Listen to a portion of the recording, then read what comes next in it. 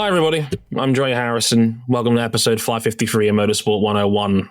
It kind of makes me a little bit sad that we haven't got two comedic intros in a week back to back. But once again, I didn't really feel like it was an appropriate time for that. I'm not stupid. I'm not ignorant to the larger world. We're recording this on November the 6th, the day after Election Day. Something happened on Election Day, Dre.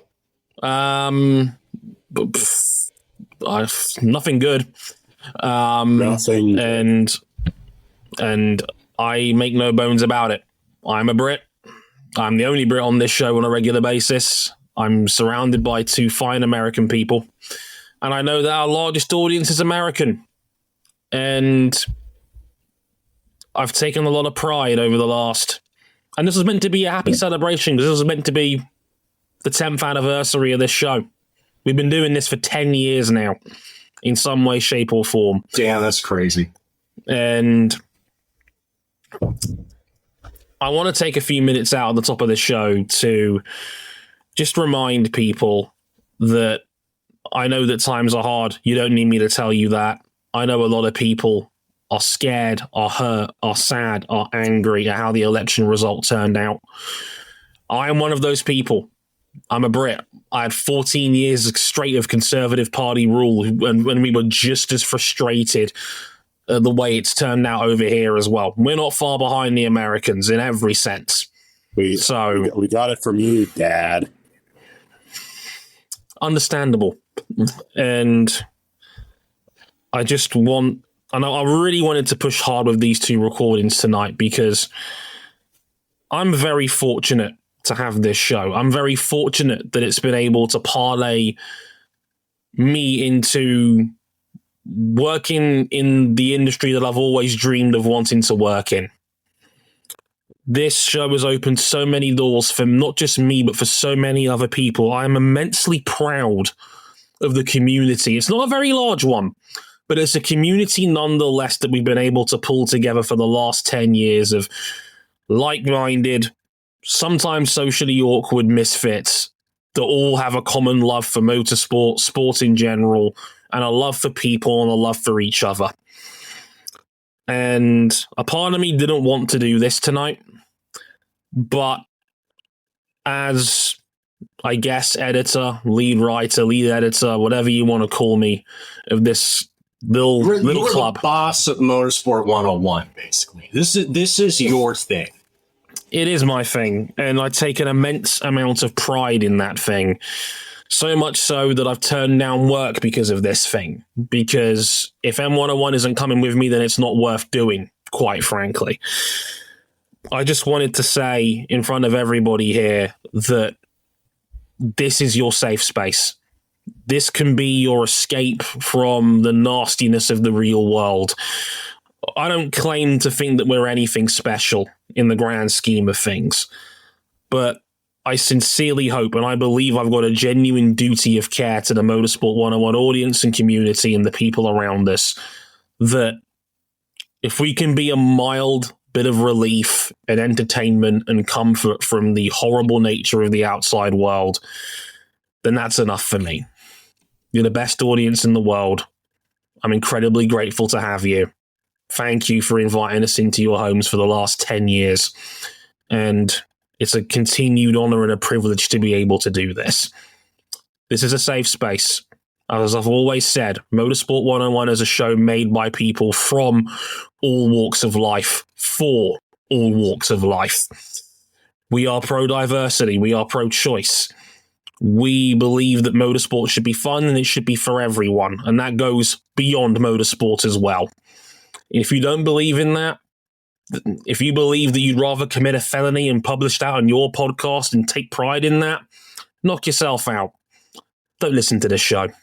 It's not for you. We've made no bones. And that's okay. We've made no bones over the years about what we believe in. And we will continue on that path. And for those of you who are out there who are scared, I have some in my life right now who I've had to have very difficult conversations with on this day. Continue. Live. Live with all of your might. This is what I gotta do, man. Because like I've experienced a lot over the last 24 hours. By the way, if we didn't say it at the top, Donald Trump has won his second term as president of the United States as things stand. That's pretty much a done deal. We as three motorsport podcasters can't really do anything to change that by ourselves. By ourselves, we can't really change what potentially comes next in the coming months, in the coming years, however long it takes. And there are a lot of like very tough discussions that we're going to have to have as a society with our families, with our peers, etc. I don't think we can fix all this by ourselves in just a short amount of time. But with our communities, whether that's family we have that supports us or the family that we found, or our friends or our peer groups, maybe we are just a little bit stronger. And I know this is kind of coming off the rip. I'm just like I'm going through a lot. Like the last 12 hours or so, I had to think of just like, man, how do we get through this? If you have nothing to really lose or gain out of this election, that must be really free. I wish I knew that feeling, but I simply don't. And I know in the line of work that we're in, we're also going to come across like very tough conversation. I know the line of work that we're in. We cover motorsport, and we know that a lot of people are very happy about the way things down. And it's not even just like the usual retired grifters like your Danica Patricks or your self-professed smartest people in the room like Lucas DeGrassi's. We know it's an overwhelmingly conservative audience of people who take part and participate. Sometimes, especially in my case, it's going to mean I have to go step into a press space or a garage and have to look these people in the eye and just kind of put that out of my mind as much as I really, really, really don't want to.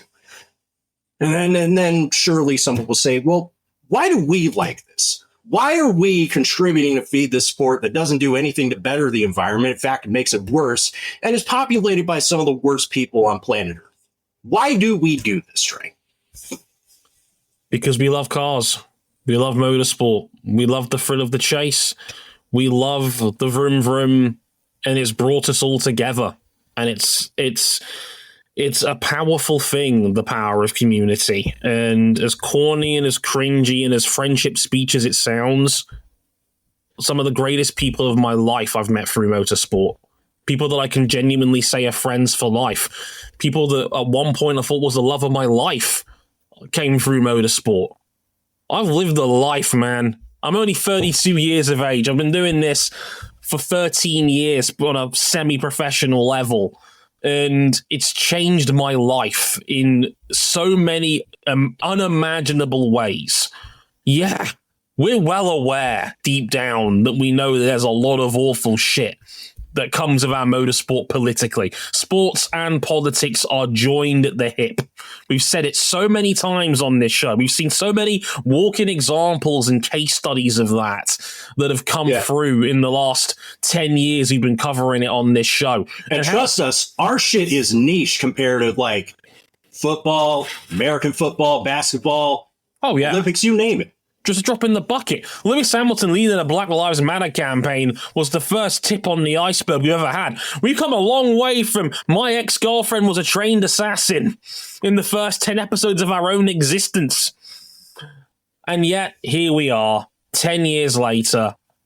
I'd like to think the world's a better place. It probably isn't. But we still have each other. And that is something that I hold and cherish very dearly right now. Yeah. So let's talk some motorsport, because that's what we're all here to do. And like I said, if it pauses and numbs a little bit of the sting for just an hour or so, I'd like to think that's a net positive. Absolutely, man. And boy, did we have quite the Brazilian Grand Prix this past Sunday. By the way, if we missed it at the top, we're Motorsport 101. That was Trey Harrison. I'm RJ O'Connell. Another American in the room is Cam Buck. Places you can find us, motorsport101.com, youtube.com/motorsport101, Facebook, Instagram, Elon Musk's Blue Sky. treasonous business investment. Not that he'd ever Look, get punished man, for it. we probably also got to like think about how we consume social media in this day and age. No kidding. That's a conversation for another time, man. But motorsport101.com has all of our podcasts, all of our written material, all the places you can find us, learn about us, etc., etc. Dre, let's talk about the Brazilian Grand Prix. Yeah, this might be the lengthiest exposition that I've ever written to introduce a race on a podcast because, and I'll let you in on a little secret. I'm pretty confident that this DRR that I wrote as the accompaniment on our website is the longest I've ever written for a race review because this was extensive. I've been doing race reviews in some degree for better part of a decade. I cannot remember a wackier weekend than this one. Right, where do we start? Okay, we had a sprint race on Saturday morning where McLaren took a 1-2 finish despite making a complete horlicks of a driver swap to let Lando Norris win his first career sprint race. I was not watching that race. I was out with my partner just having a good time, knowing that, like, you know, we're not so sure how the next 72 hours were going to go. And, well, we know what happened there. But, yeah, 1-2 finish, Norris over Piastri. And then what happened in qualifying that afternoon? Well, it didn't happen. It was completely rained off. It was so much standing water, so much heavy rain. Visibility was an obvious concern. They kept pushing the session back in 15-minute intervals until it got to about an hour and a half before sunset. Formula One realized, okay, well, now we're at risk of not being able to get a full session in at all. And then they decided to call it off. This has only happened, I want to say, 5 times in Formula One history in the modern day format, where qualifying was called off and then reran on Sunday morning, 7:30 a.m. local time, Sunday morning. One of the earliest, I think it's the earliest qualifying start time ever in F1 history. So apparently the gates were open at 5:30 in the morning to get the fans in. I salute to every single member of the ground staff who was able to make that happen. That must have been a hell of an effort given the last minute turnaround, the nature of scheduling, and we're talking more about that in our next episode as well, that they were able to pull that off. But we had qualifying on Sunday morning, and then another record fell. We had 5 red flags in qualifying. 5 times red flags. Alex Albon was scratched from the race from damage that he sustained in qualifying. Only the second Williams car to crash out of qualifying. Lando Norris took pole, and Max Verstappen missed out on Q3, qualified 12th, but because he had a 5 grip place penalty for changing engines before the weekend, he would start 17th because he got caught out when Lance Stroll went in the wall. We'll talk about that later. Yeah, a bit of a championship flashpoint there. Verstappen starting 17th and absolutely incensed. We'll get into why later. But Lando Norris on pole, and we're now thinking, Norris is probably favourite to win the world title again. This could be the chance to take a huge amount of points out of Max. Then the race happened. Yeah, there was a strong contender that emerged in the summer who people were feeling mildly optimistic that could surge forward and take this battle, but ultimately their challenger overperformed all predictions coming into the deciding battle and won. Yeah. Max Verstappen opened the can. He was 11th by lap 2, carving his way then up to 6th as the rain peaks in damn near undrivable conditions. Your leaders all stop in front of him to try and get fresh inters on the car, with the exception of Esteban Ocon. More on him in a little bit. Max stays out, and then, oh boy, it's a Williams F1 car. Oh no, it's a Williams F1 car. Franco Colapinto can't open his car coming out of the final corner, trying to catch up with the safety car view. He just hot-foots it too much, and in these conditions, too much is a little bit more than you might think. He smashed in the wall, thankfully walks away, but that brings out a red flag, and that means that you can change tires for free during this red flag. It left Max Verstappen free to attack Esteban Ocon to take the lead on the race's third safety car restart, and he won comfortably by 19 seconds. And in that moment, as Verstappen lunged past Ocon to take the lead, Lando Norris slid off at the first corner, and he would eventually finish in sixth. So, after Brazil, it means that Max Verstappen's championship lead is now 63 points, GR63, with a chance of clinching it at the next round in Las Vegas to kick off this next and final triple header to close out the season. Just to clarify here, the easiest maths on this, if Verstappen wins in Vegas, he's world champion. If Norris doesn't outscore Verstappen by 3 points or more, he's champion. And if Norris scores less than 4 points in Vegas, period, Max is champion. The easiest way forward is to win Nevada. Yeah. Anyway. Indeed. Yeah. If you break it down by a required run rate, it's 21 points a weekend. A win is worth 26 at best. Good luck with that. It's over. Call it what it is. It is Jover, quite literally. It's literally never been more Jover than it has been right now. And it's so you sound like you named the Pokemon. Now this was one of the best wet weather drives I have ever seen. This was a fundamental arse whooping in every capacity by Max Verstappen. And you know what? I don't care what anyone says, or if anyone wants to accuse me of bias, fine. I can accept that.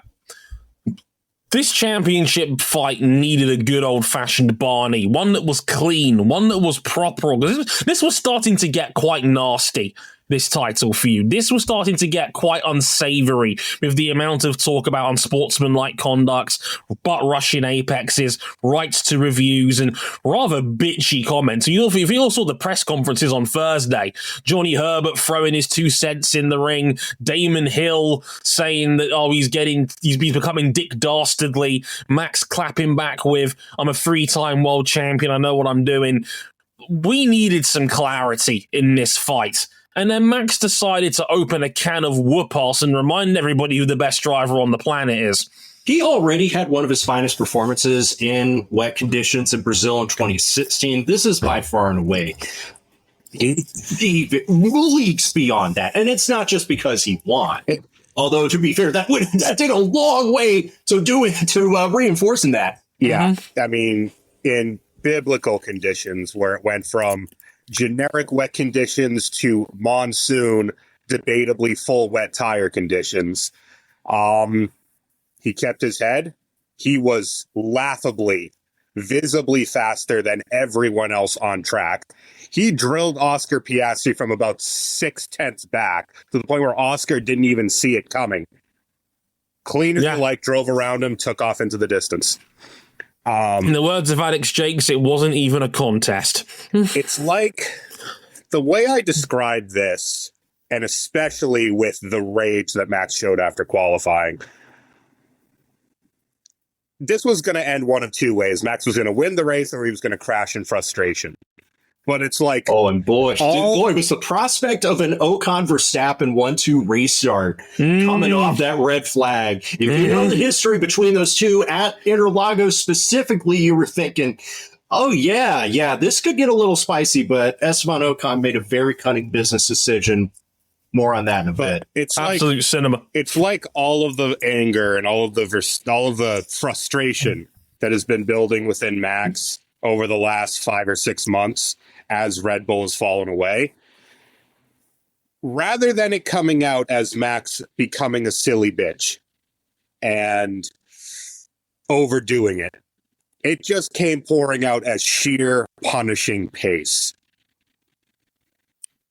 If you ever saw the end of that, I mean, he was playing. There's a few major flashpoints that I want to address in this comeback. Number one, he was 11th by turn 4. He straight up He cleaned up around the outside of 3 cars on turn 3. It was like 2016 that happened again. We went around the outside of Nico Rosberg at turn 3. It was the exact move, and he did it again. The confidence on lap 1 on cold tyres to be able to pull that off was insane. Charles Leclerc was the only guy who put up any kind of real resistance. That, if you actually go back to the team radio video that F1 puts out every weekend, they do this every after every race where they put out a collection of the best radio messages. The peak of the rain, I think it was around lap 39 or so. There's a moment where it's a deluge. It really is borderline. It's borderline. I would have said this. If it was before the race had started, then we would not have started in those conditions. 100% no chance. We've had races suspended for less rain than what was on that track at that point in time, right? And Max is on the radio telling GP, his race engineer, it's really heavy, but hell, let's try a lap. And he stays out. It was Max's call to stay out in those conditions. GP backed him up and said, just be very careful. 3 laps later, Colapinto's in the wall. His bravery's been rewarded because Norris and Russell, who were leading the race, both came in for a fresh pair of inters. There was fears amongst the teams that, generally speaking, the logic goes, if it rains heavier and you're on a huge set of inters, the inters generally don't perform as well on a second sprinkle. So they wanted to be on fresh rubber. Apparently, Red Bull looked at Max's tyres and thought, no, they're actually pretty good. We're just going to keep going. It was survival mode out there, and his bravery was rewarded because after the safety car, he was second on the road. And once he got out in front, 7 tenths a lap, 8 tenths a lap, easily on the whole field. He set 17 different fastest laps in this race. And by the time 9 fastest laps would have all been the fastest lap of the race. His fastest lap was over a second clear of the next driver's fastest lap. Lando Norris with the 10th fastest lap. It was an unholy clobbering. It was a beating for the ages. It was a burst beating that Man City took last night. It was an absolute shellacking. It was Michael Schumacher at Spa 1995, the y'all are not me drive. Because, I mean, he drilled Lewis on the second lap like he wasn't even there. And Lewis Hamilton, unfortunately, going out sad at Mercedes at this rate. Every car he caught up to Charles Leclerc, I mean, he went around them and just took off. Yeah. They weren't even there. They might as well have been standing still. It was just the most I'm him kind of performance I've seen in modern F1 in quite some time. It was like a 2023 arse whipping all over again. It was like a war flashback for a lot of fans when they see the sirens in their heads when Max was just driving past them. This was incredible. 2 or 3 more. 2 or 3 more. 2 or 3 more. 2 or 3 more. And that was tenths of a second rather than lap times, because that's just how dominant Max was. Actually. It more or was less. Nuts. And, given the context of where Red Bull has been, where they have improved, but they still clearly do have balance issues with the car, you would have been able to tell watching that race. Because it's 9 out of 10 times, Lando Norris is starting on pole. His main title rival is 15th, after what happened before the official race start. You'd think he would have taken points out of Max, even if he doesn't win. No. He lost 18. That's just and an entirely self-inflicted issue at mistake at turn one. The first lap after that third safety car, where Max passes Ocon and 5 seconds later Lando Norris is off the road, will be the defining shot of this year's championship. We got a wide shot of it, and we got his ass in 4K. If you want to symbolize 2024, it is Max getting away with it and Lando squandering what really could have been another race win. Yeah, it could have been the race that got Norris a genuine title opportunity down this stretch. Instead, it turned into the race where Max Verstappen pretty much won his 4th straight championship. It's over. 63 points. We're with only 3 races to go. One of them is a sprint. So I make that 86 points left on the table. He's got a 63-point lead. We're just about done here. Like, Cota was the warning shot. Brazil was the one that went between the eyes. That's it. It's done. And I know a lot of people have been very erratic on their perspectives on Lando Norris since this race weekend, and some of it has been very much below the belt. Once again, I don't know why we are sending these drivers death threats and putting way too much stock into racing drivers. Some of the language and discussions he's been completely unacceptable in every sense of the word. I know what the foundation of sport is built on, but come on now. It's ridiculous. However, Lando is not him yet. There's no getting around it. McLaren have been good enough to win so many more Grand Prix than the 5 they have won this year. And this was another golden opportunity for Norris to really counterpunch hard on Max in the title campaign, especially after being so good in Mexico. And he swung and he missed. He swung and missed harder than Aaron Judge in the World Series. I mean, if you want to go by, if you want to go by, when McLaren ascended to this position, not necessarily of having a dominant car, because that has been a very fluid situation this year between all 4 of our front runners. Even Mercedes. Hey, remember when the W15 reeled off 3 out of 4 in the middle of the year? That seems like so long ago. Remember when Ferrari was odds on to win constructors and then Carlos Sainz Jr. touched the paint? Well, he would have been better off touching grass. Look, McLaren have won 5 races this year. They have had a race win capable car since Imola. Now, you wouldn't give them every race win since then, but let's say we give them half, and they have been more than fast enough to win half or more. Not only is the Constructors completely done, the Drivers' Championship is still on. Even this race, he started on pole, he blew it. He was second by turn 1 because Russell mugged him off the line. He's now 1 for 10 in lap 2 leads after starting from pole. So, Dre, where do you think McLaren got this all wrong in those opportunities where once the car was capable of winning races? Where do you think this championship really took a downturn before this weekend? I don't necessarily want to say it was a massive downturn, because the problem was by the time McLaren got good, they were already 50 points down in the Drivers' Championship. The problem was Norris has never been able to take huge chunks out of Verstappen's lead because, one, Max has been so good at maximizing, pardon the pun, whatever he can get in a race weekend with the car. Yeah. He's not had, how many outright bad weekends has Max had all year? Maybe not 2. Not many. He is still this is still a better barometer of Max Verstappen is clearly the number 1 driver in this team, because, man, I need to reiterate a point I made last week. It is no longer fun being a Sergio Perez fan. But yeah, man. Yeah, but it's one of those things where I think overall McLaren are a team that have come across as more naive when it comes to the idea of executing on a championship level.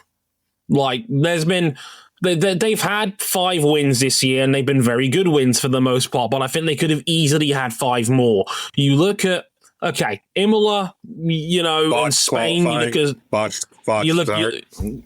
you've botched starts before, and you've had some narrow defeats. Canada was a winnable race if you executed it better and you didn't put Norris in early. Silverstone, you put Norris on the wrong tyre because he insisted the medium was the way to go, and you got it wrong. Monza, you had your pants pulled down by Ferrari on strategy. Hungary, you messed around with team orders and looked like amateurs, even though you came home with a 1-2 finish. We rigged Ferrari over the fucking coals in 17 and 18. So what I'm hearing is, Dre, with nowhere near this level of car. What I'm hearing is, Dre, is that McLaren made a lot of blunders in terms of their policy, refused to take strong stances, and that's why they lost this. I think it's everything. I think it's something like that. I see what you did there. And now have to do some serious soul searching for the future. I think it's everything. Like, Norris has been messy on track on and off. Piastri is either the greatest thing I've ever seen or complete agony. And he needs to find some more middle ground. Because, great performance in the sprint, had to give it up for the championship. And then in the race, he was cheeks until that final safety car restart. And then he's a second-year driver. He's brilliant, but he's not a finished article yet. And that's okay for now. The real expectation comes 2025, 2026. And perhaps, look, the start of the season is what it is. McLaren did not have a competitive car until Miami. But the 5 or 6 races after that, where it was on a knife edge and Max made the difference more often than not, that's what put him in a position where any one big bad weekend for McLaren would have been a kill shot against them. Yeah. Clutching out Canada, I'd say before, clutching out Imola, clutching out Spain. There were tight wins that Max came out the better of. And like I said, Max has just not made very many errors this year. But for me, the only 2 outright bad Max weekends for me, well, maybe 3, was Baku, Hungary, and to a lesser degree, Monza. Monza, I thought the car just wasn't. Mexico was bad. I don't think it would have made a huge difference either way because I think he was so poor in this. Like, the Red Bull was so bad in the second half of that race. I think he loses to both Mercedes anyway. Magnussen was faster in the back end of that race in Mexico than Red Bull was. I think Max finishes in 6th, penalty or no penalty. I don't think it ultimately made a huge difference in the end. For me, you could call Max scrappy for that one, sure, because yes, he went way too far in his driving conduct. There's not been many bad days that Max. There's not been very many open goals that Max has given Lando to truly punish him. And conversely, on the other side, Lando keeps leaving everyone else in the doorway on starts. It's not a coincidence he's 1 for 10 from pole this year at leading by the end of the first lap. And that's just not sustainable. No. And beyond that, Max Verstappen does not need to be a silly bitch. Because when he's a serious bitch, he can do things like this. McLaren will learn from this, but at the same time, next year is not guaranteed. Just ask Red Bull this year. Red Bull is in play with Max alone. Ferrari will be in contention because Ferrari are not far behind McLaren right now at all. On certain tracks, they're outright better right now. I don't think it's a coincidence that Ferrari, now they've got their development back on track, has actually come alive in the back end of this season. That's a good sign for next year. Fast as hell until the track was wet. Yeah, Ferrari is in the ballpark again, where they should have been at the start of the year. Ferrari would be in contention for both championships right now if they didn't throw away the middle of this season and lost 4 months of development. The problem, they would have been right in play. Ferrari for next year is that McLaren is basically going to win this constructors off of understanding their car better than everyone else for enough of the season. And that's something that Ferrari hasn't done in 15 years. Right. That's something that Red Bull, for the first time in a long while, have not been able to do this year. But at the same time, McLaren next year are going to be under the gun of the aero testing restriction because they are almost certainly going to win this Constructors' Championship. Ferrari, a little bit less so. Red Bull's going to get some development time back. Whether they push more of it into 26, which would be the smart play, or they get one more for next year, because again, next year is not guaranteed. It's a very interesting situation created by this cost cap and the ATR, where even on current form, it's swinging update to update, failed update to failed update. McLaren needs to stop. They need to stop starting seasons with a boat. Yeah. Ultimately, what's done, and my overall point I was going to make to RJ is that overall, it's not been the team orders and the minor hiccups on track that has screwed McLaren. It has been the fact they didn't have a competitive car for the first 5 rounds of this championship. That's what's done them in. They left so many more points on the table in that early block. You got to remember, Norris was 52 points off the championship lead going into Miami the weekend that everybody thinks this title swung because of the Adrian Newey departure news that came out that weekend. He's minus 11 to Verstappen since then. And that was I want to say 15 rounds ago. Yeah. With a car. That's what's done him in. Yeah. And since that summer break, with the mere exception of Belgium, they've been quicker than Red Bull at most rounds. Not all, but most. Pretty much. The vast majority. To lose points in that span, to having not really gained all that many before this race, it's a collective failure on all fronts, other than, hey, you made a pretty good car. It's something, but they'll likely win the Constructors, and that is still an achievement worth celebrating. Do not get me wrong. That's a remarkable achievement for McLaren, and it's their first world championship in 16 years. That is something. 2008 was the last. 2008 was the last time they won any championship. But in terms of the constructors, you got to go back to '98, because remember, they would have wanted hand over fist in 2007, but they came away with 0 points for entirely unrelated reasons. Indeed, something about a photocopy.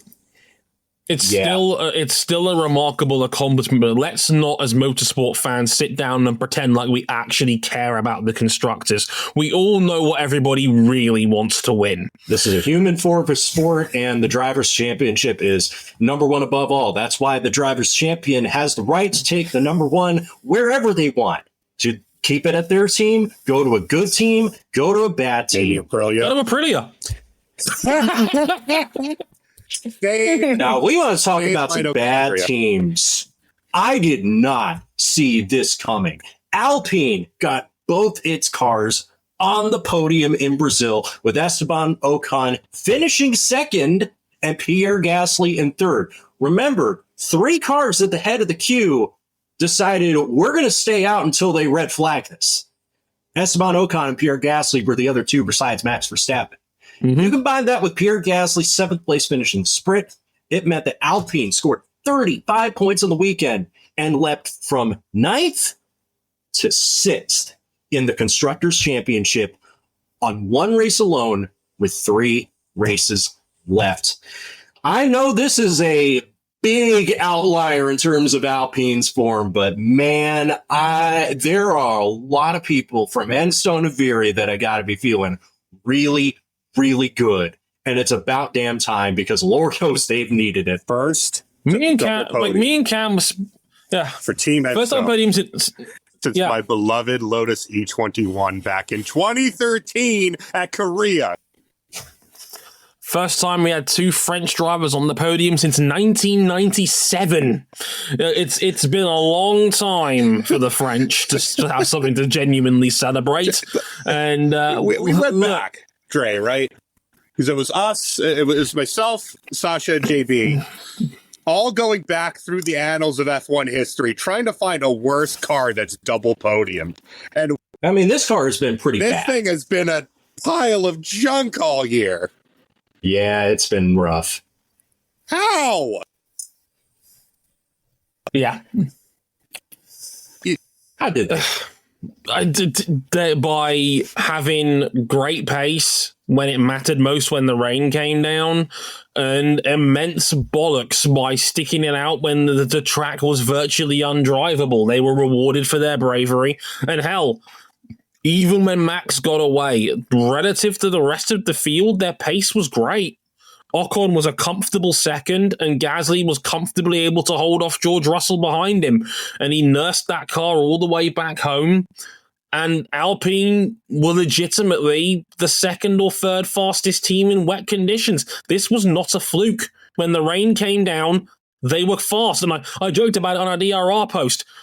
Isn't it ironic that the car that's handled like a boat all year suddenly got competitive the moment the rain came down? That car is so soft and squishy that it's perfect for the wet conditions, which is crazy. Well, you see, missing 35 horsepower means that it's much easier to get that power down in wet conditions. That's how it works.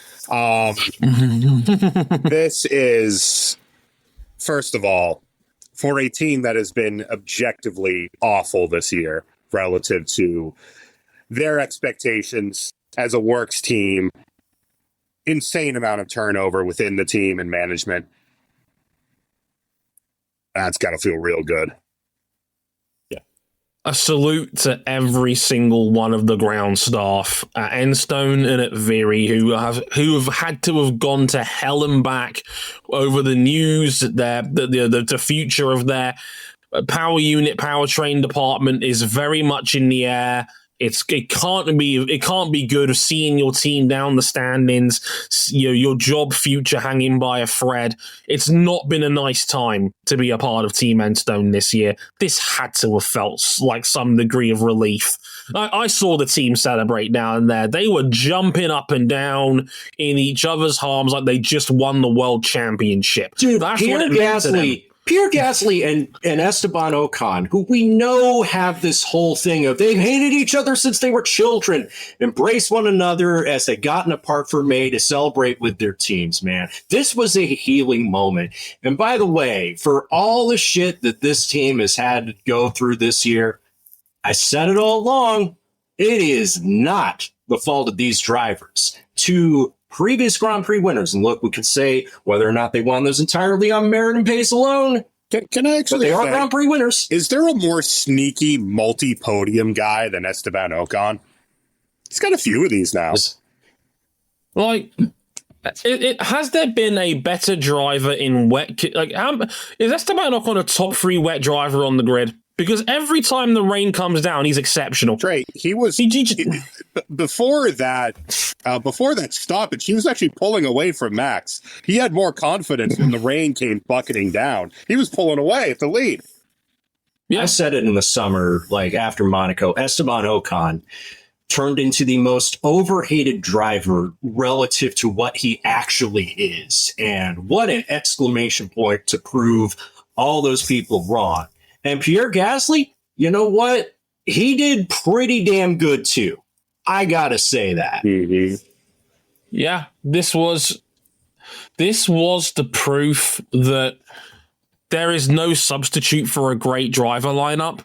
Because when the rain comes down, when it's put in the hands of the driver and they can deliver, like, it can be priceless on weekends like this. And it was the driving quality of this Alpine squad that brought them home 35 points this weekend. Now, if you look at the scoreboard right now, it's tight. They've got a 2-point lead on Haas. They have a 5-point lead on RB with 3 races to go. On paper, I think Haas are probably favourites to finish in 6th by the time it's all said. I think they're a little bit stronger in the dry than Alpine right now.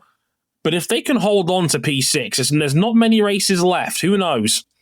They can score points in the dry on a good weekend, Alpine. It's not unthinkable. If they can hold on to that, that's a $30 million payday this weekend, because it's roughly $10 million per constructor's finishing position. This weekend might have been worth $30 million to Alpine. That's huge.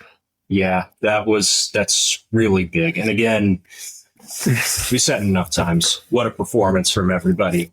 Again, big outlier, but That's a $30 million outlier and a huge morale boost for everybody at that organization. We had a Flacco 811 post for this race before Max Verstappen self-zoom ins.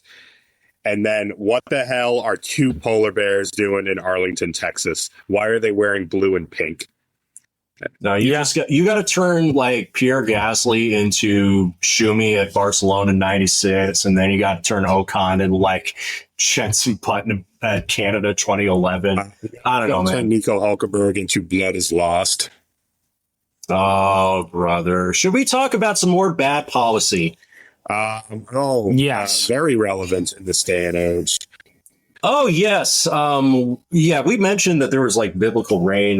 We got some big flashpoints, potentially complicated decisions from race control, including 2 questionably late safety car drops, 1 for Nico Hulkenberg in the sprint, and 1 for Lance Stroll's crash in qualifying. We also had a fine from Mercedes for adjusting their tire pressures on the grid. And Lando Norris and George Russell only got reprimands despite leaving the grid on an aborted start before they were queued up to. And all this while Oliver Behrman got like a 10-second time penalty for running into another car and spinning himself out. But man, the Lance Stroll crash in qualifying and the timing of it,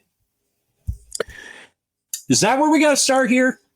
Personally, I think Lance Stroll should have been disqualified from having to see him again for his aborted start off. Yeah, like this, as Mike in our chat quite rightly puts it, wasn't even his worst moment of the weekend. It was all rough. But for me personally, RJ, I think the Hulkenberg stoppage in the sprint was, for me, the most egregious. Really?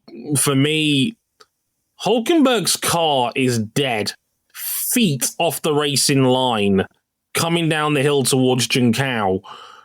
And it's an entire lap before the VSC is deployed. And in that time, Nico Hulkenberg has been able to unfasten himself and jump out of his car with only a local yellow in that zone. That's unacceptable. That is incredibly dangerous. Like, there were cars going by at nearly full racing speed as Hulkenberg was climbing out of his car. Didn't this also happen with Hulkenberg at the Grand Prix when he went off? And he eventually got disqualified for getting assistance, getting back onto the track. But wasn't the Hamilton rule stranded out in the runoff as the cars were coming around before they threw a VSC? Yeah, he was stuck on a drain. He was stuck on a drain. It's kind of banked off the track. Yeah, there. it was a banked beach. He was stuck on a storm drain, and the marshals, who Hulkenberg described as, quote, having a party before freeing his car loose. He was then disqualified because of the old Hamilton Nürburgring 07 rule. You are not allowed to receive outside assistance to return to the racetrack. First black flag in an F1 race in 17 years, as you do. We don't get those very often in Formula One. Is there a unicorn? No, for me, the Stroll one, there is a degree of mitigation in qualifying, and the reason why I say this is because Stroll was making a genuine effort to try and recover the car. That I can understand. The problem I have with that is that as the FIA, you've discouraged this from happening. Remember Canada earlier this year? When Perez was shedding bits of bodywork everywhere? Yeah, he crashes in the outside wall, loses his rear wing, his body was discombobulating all over the track, and Red Bull intentionally leaves Perez out and tells him to return to pit lane because they didn't want to pull out a safety car because they wanted to help Verstappen win the race. Red Bull was called to the stewards. Sergio Perez took a 3-place grid penalty, and Red Bull was fined €25,000. That's a pretty significant cash fine by the FIA. €25,000 fine for basically driving a car in a dangerous condition. Great. So you've actively discouraged drivers from taking damaged cars back to pit lane, and yet you didn't throw a red for Stroll trying to do the same thing. And then later this weekend, when Sainz crashes in the race, He's able to get the car going, tries to bring it back, and they park him because they were already getting some of the recovery equipment through the roll hoop on his car. In the same weekend. What are we doing here? What is Niels Wittich doing? Your race director. Immediately. Eduardo Freitas got fired for less than what happened during this weekend with Wittich. Yeah. And I do not like what happened with Gasly and the tractor situation in 2020. That was a horrible situation, and it was ultimately avoidable. But Wittich has a lot to answer for this weekend, because I think he fundamentally got it wrong on multiple occasions. And it wasn't even the biggest penalty controversy in all of racing this weekend. No. Remember once upon a time when we talked about the 2021 Abu Dhabi Grand Prix? Oh, it's never been mentioned. Where I made the point, F1 didn't rule in favor of one driver or the other. They ruled in favor of entertainment. Couple of these kind of felt like entertainment calls. It did. There is no justification, in my opinion, for Hulkenberg's VSC taking as long as it was to be deployed, and just so conveniently ending right before a DRS zone on the final lap of the sprint. Just saying. And look, I don't want to go tinfoil. I generally try to say, and what RJ has often said in the past, do not attribute to malice what could be put down to incompetence. A couple of these were sketchy. They were straight out of the book of IndyCar. The idea of delaying cautions for strategic and entertainment purposes, where the leaders can choose whether they want to stop or not before they drop the caution. And I've been very vocal in my displeasure about this rule for some time.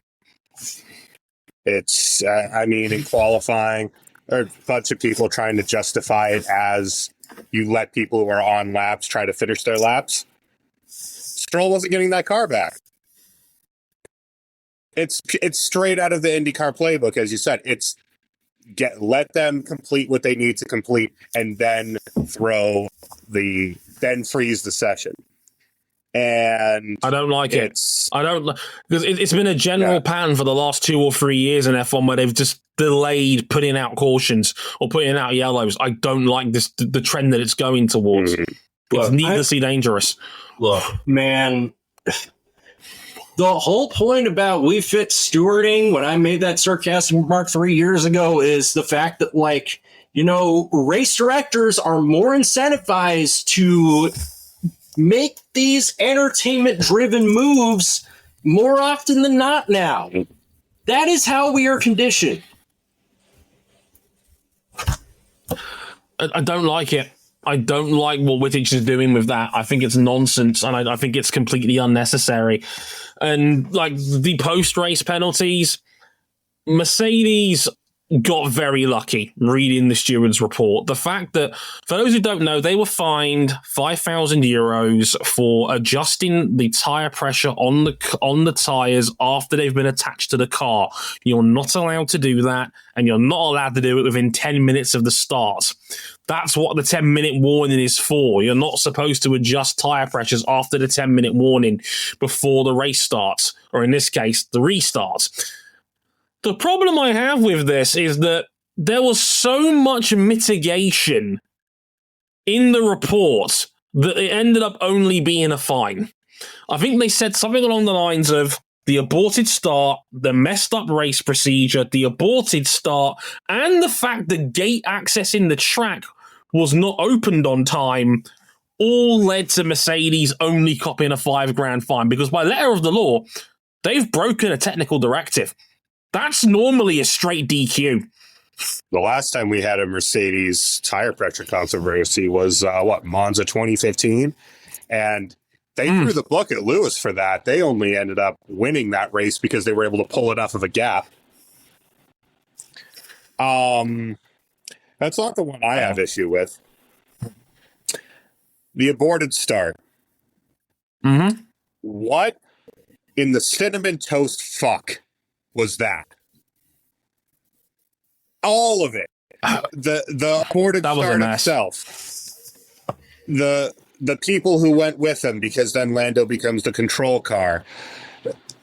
The way the F1 approached it, but doing 2 formation laps. The fact that after it gets investigated after the race, and it's a fine and a reprimand. I don't like it By because the way, why did we have that second formation lap? Because Lance Stroll is not a Formula One driver. Locked up going into a corner and then drove Turn into at turn 4 and went straight into the gravel trying to recover the car. I think it was just like, you know what? Hang on. I'm done. That's not what happened. He nosed it into the wall, got it in reverse, got it straightened up, and then thought, that gravel looks safe to travel through. Instead of all of the pavement that he could have taken to get back on the racing surface. he had the entire escape road available to him, and instead he chose to drive across the wet gravel and beached himself. His race was over before it even started. Well, it could be worse. There could be a crowd of home fans cheering for a reserve driver who happens to be from that home country who's also on Stroll's payroll. Dragovich. I don't think it's possible for it to be worse than that. The only thing I can think of is that he nosed it into the wall, took a couple deep breaths, and thought, I can't do it today. I'm just not dealing with it today. That is objectively one of the most embarrassing gaffes I have ever seen on an F1 circuit. I can't think of one right now that's openly more humiliating than that one. That is so bad. That is a complete brain fade. I mean, it's all time, man. It's all time bad.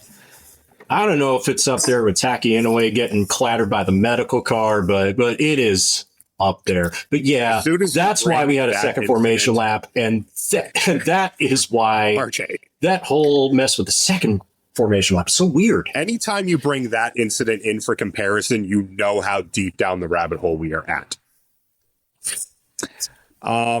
It's the fact for me, right, that the lights go out, the aborted start, Lando goes, few cars follow him because he effectively becomes the control car, and the other people don't know any better.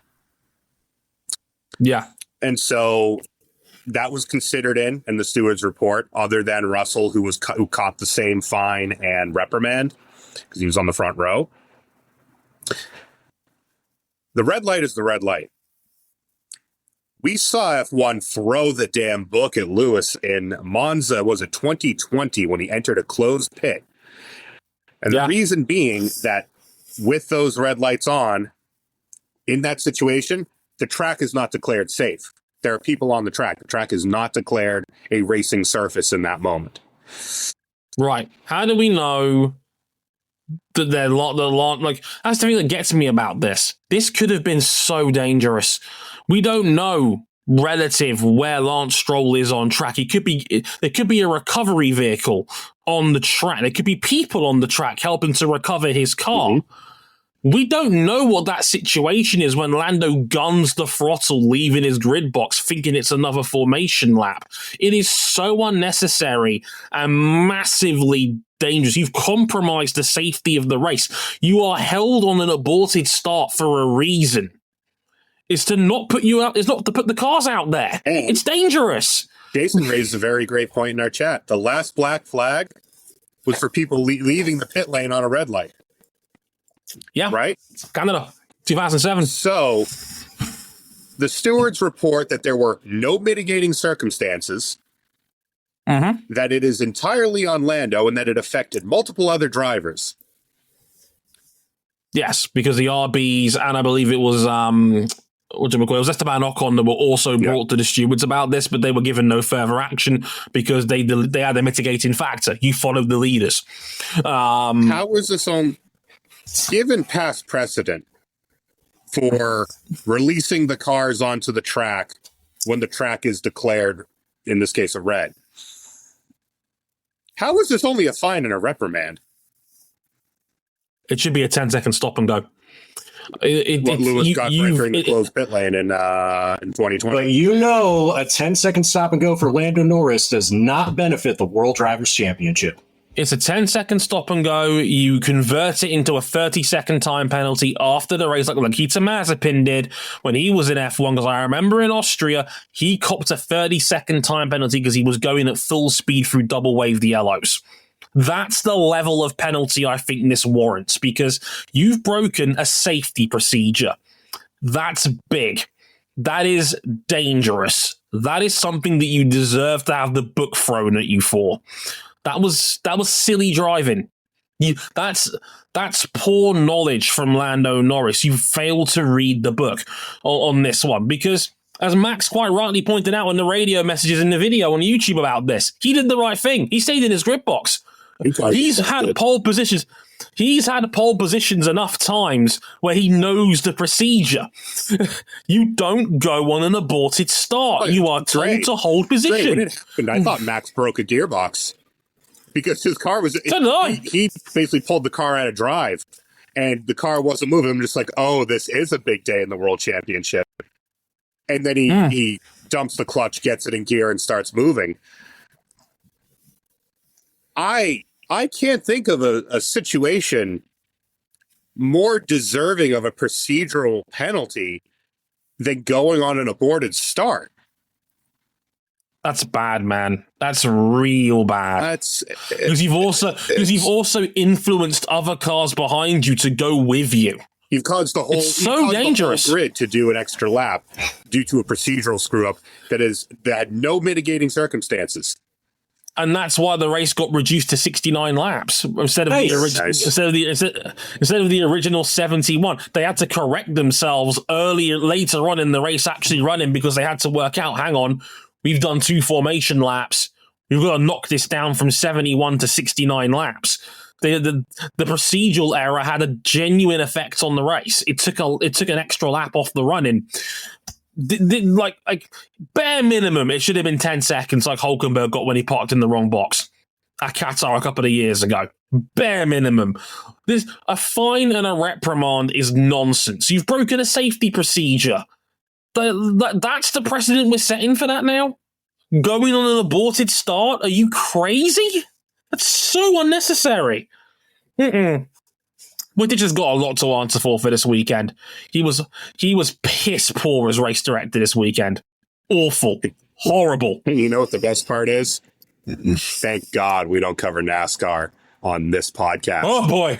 Because like this, plus malice, plus manufacturer orders times 10. I don't even know where to go there. We'll unpack that at some point. Probably on the Golden Cock nominations this year. That's how serious I am about it. Quite possibly. One more bit of news that dropped today. Great timing and all. Gabriel Bortoleto, Formula 2 championship leader, last year's Formula 3 champion, has been confirmed at Sauber for 2025, joining Nico Hulkenberg in that team. And it means that both Zhou Guanyu and Valtteri Bottas will leave at the end of the season. Thoughts, gentlemen? Tough one, this. It says a lot about the state of Formula One, in my opinion, and the culture of what's happened. We went into 2024 with the first time in F1 history that the entire grid had been retained. Like, there was no off-season driver switch for the first time in history. I had the general conclusion that, it's great having these rookie tests and all that, but none of you were getting an F1 seat, so what's the point? And then Lewis Hamilton happened in February, and I think a part of it has been the hype around Kimi Antonelli, Ollie Behrman, who was fantastic in his Ferrari debut. Liam Lawson was great in his cameo role last year. He's been very solid in his cameo again this year. I think we've seen a resurgence of people taking chances on younger drivers again. Because as it stands now, We're going to have 4 full-time rookies in Formula One next year, and Liam Lawson, who's only not a rookie on the account of 2 part-time stints, is almost certainly going to be on the grid next year as well, with Doohan, Behrman, Antonelli, and now Bortoleto. And Bortoleto, I feel a bit bad for him to a degree, because if someone's about to do the F3, F2 double, which for a first-year driver has only been done 3 times in history, you know, we're talking Oscar Piastri, George Russell, and Charles Leclerc. Why weren't we dropping our pants down at Bortoleto? Did we lose some of the recipes here because we all knew Antonelli and Behrman was already going up, so the whole thing just kind of fell a little bit flat this year? Was that it? Combine that plus the feeling that, like, well, if all the Mechachrome quality control is this bad, how do we know what to trust? But the thing is, I generally get the impression that if you run those 2 series back-to-back in your first year, you got to be at least a little bit good. You're not a freaking Rafael Villa-Gomez or Amari Cordial or Niels Coulin type driver. That's Indy Next driver Niels Coulin to you with Chip Ganassi Racing next year. Booking.com. Yeah. Anyway, I think Bortoleto's a good hire. Like, I obviously feel for Valtteri Bottas because this is the end of his F1 driving career. It stinks because he's a multi-time Formula One Grand Prix winner, part of that Mercedes team. And I know we didn't really appreciate how good he was in that setup until the era of Verstappen and Perez and how those 2 matched up. But he never took himself too seriously at the end of his career. But like, he did in a way that was different from Kimi Räikkönen, who always felt very antisocial and standoffish. He just wanted to do his driving. Valtteri, I think, was more personable, and I think losing a guy like that is going to stink. Maybe he sticks around as a reserve driver. Hopefully he has a future racing somewhere else competitively. For show, I'm sad this didn't work out. It's been 3 years, and this was the worst time to have his worst year in Formula One. There is a lot of Q20 qualifying performances this year for Zhou, and that just ain't going to cut it with what Audi is trying to be with this team. And don't get me wrong, I can't wait for Bortoleto to be completely unbenchmarkable next year in that brick of a Sauber. Cam, the team formerly known as the Oakland Athletics are trying to punt harder on these next few years until their Las Vegas stadium comes in, then Kick Sauber is kicking the can down the road until Audi steps in. Yeah, they could build they could have 300 horsepower on the field. If it goes into a chassis of this quality, it won't make much of a difference for them. I swear to God, they're openly tanking for wins all the time. What I will say here Maybe that's is, why Red Bull keeps Sergio Perez around. Trust the process and all? No, I was going to say is that on any level, Valtteri Bottas has had an outstanding career. He's a first ballot F1 Hall of Very Gooder. Double-digit wins, 20 pole positions, 57 podium finishes. That's an exceptional career. In a World Championship runner-up in the past as well. That's a great, great career in the context of Formula One. You're already in the top 1% of the top 1% in F1 history.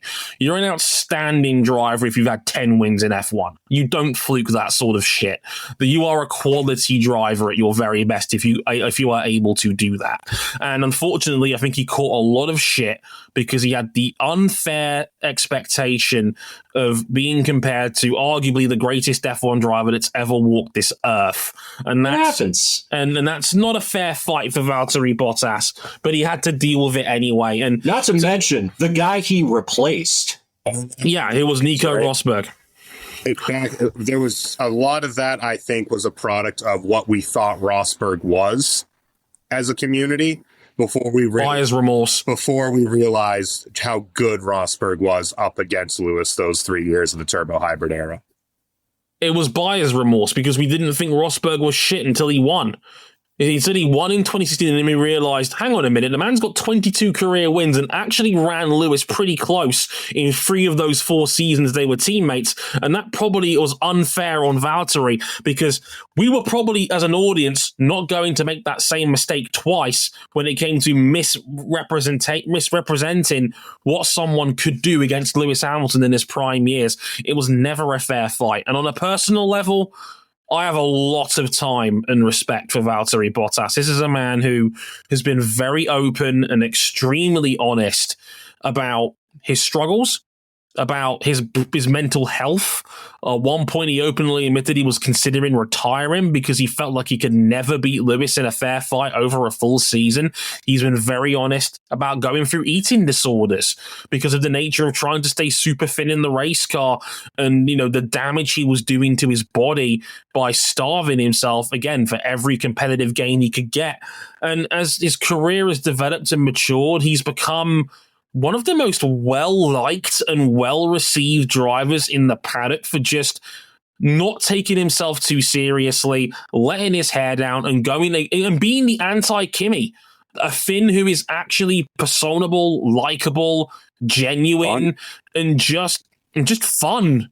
Like, what happened to the fun in this sport? We don't get a lot of drivers that are like that anymore. Someone who's just fun. We had another one of those dudes step away early this year in Daniel Ricciardo. Like, this whole generation is stepping away pretty soon and will be gone before you knew it. Lewis Hamilton and Fernando Alonso can't race forever. Nico Hülkenberg can't race forever. Because we're in a sport where fun is deemed as a weakness. It is deemed that if you're a fun-loving guy, you're not a serious racing driver, and I've always thought that was bullshit. That doesn't add up to me. Are we so dismissive of human nature that we think that human beings can't separate themselves when they're outside of a car and from when the helmet and the visor goes down? Because as a sport, we're okay with Johnny Herbert being a steward until he ends up giving away his opinions about it on a sportsbook's platform for money, but everyone's all suddenly okay with that because according to Johnny himself, I can be a pundit and I can leave that at home when I become a race steward. So why can't we do that with a driver? Sorry, did I say that out loud about Johnny Herbert? Whoops, my bad. Can anyone say conflict of interest?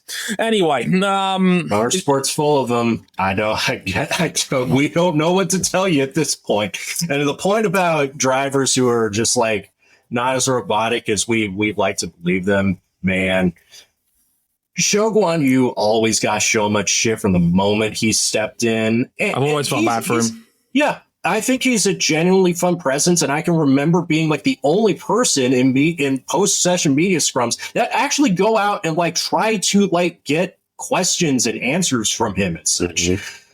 Because he's the first F1 driver from China, people just think he was created in a CCP lab with no personality or any like charisma about him whatsoever.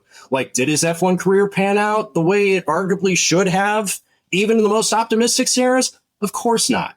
He'll go down as like a career backmarker. His only noteworthy point is that he's the first Chinese driver to enter a Formula One Grand Prix. But I also think there's a lot more substance to him that people give him credit for. And I hope he's able to find another phase in his career where he could show more the driver that he was when he was in Formula 2, contending for weekends winsingly every single weekend. Mm-hmm. It's a shame.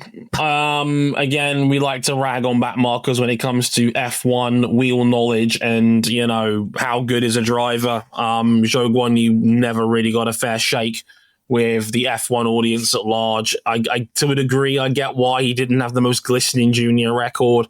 You give these guys a punt. Sometimes it works out. Sometimes it doesn't. It didn't work out in Zhou's case.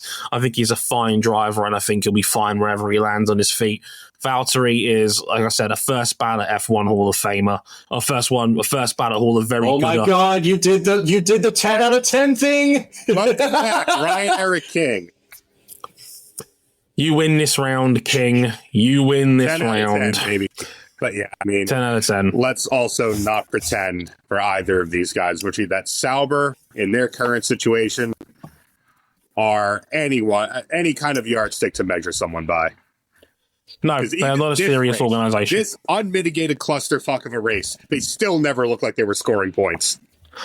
Valtteri Bottas matched his best result of the year. He finished 13th. 23rd in the 20 driver championship. Gotta love it. Well, that's just about it from this weekend. It is indeed. Formula One's now got a 2-week break before the final set of triple headers. It's Las Vegas in just under 3 weeks' time. then the Grand Prix of Qatar, the final sprint race weekend of the year over there, and then the Abu Dhabi Grand Prix on, I want to say, December the 8th to wrap up the championship this year. My God, we're in for a long one. 3 more races, 5 more weeks to get through. As said, Max Verstappen can potentially clinch at Vegas in just under 3 weeks' time, a win.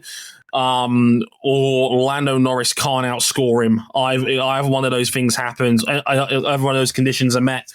Verstappen leaves Vegas a 4-time world champion. We'll have to wait and see if that plays. I actually don't think it will happen this weekend. I think it will be in Qatar when the run rate goes up to stupid numbers before. I think he'll wrap it up in. It'll be ironic if Max wraps it up the same way he did last year, the Qatar sprint race. I think there's a good chance that's where it happens, but we'll have to wait and see how that goes. Wonderful anticlimax. We'll be back. Speaking of wonderful anticlimaxes, next time on Motorsport 101, MotoGP's Malaysian Grand Prix, and hey, maybe the final Bozo Gene moment of 2024 that is maybe, quite likely, decided this championship. More on that very, very shortly. Until then, I've been Dre Harrison. They've been RJ O'Connell and Cameron Buckley. Please look after yourselves out there in this difficult time. We love you. Take care. Sayonara. Later, y'all.